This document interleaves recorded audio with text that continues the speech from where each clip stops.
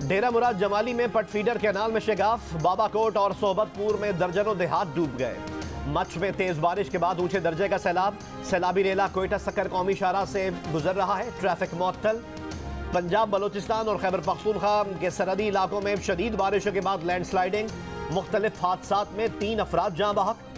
Fort Munro के करीब कौमी शाहराह पर कई किलोमीटर कतारें लग गई, सड़क का एक हिस्सा बह गया।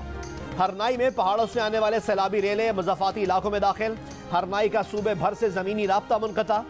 मूसा खेल में 5 रोज़ में सैलाबी रेलों से 7,000 से ज़ायद मवेशी बह गए।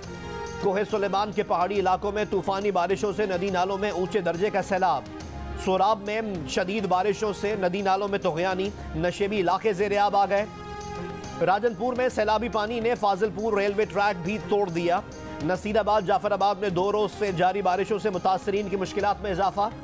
खुले आसमान तले इमदाद के मुंतज़िर। डेरा इस्माइल खान भी बारिशों से और सैलाबी रेलों की लपेट में। चश्मा कुंडल रोड ट्रैफिक के लिए बंद।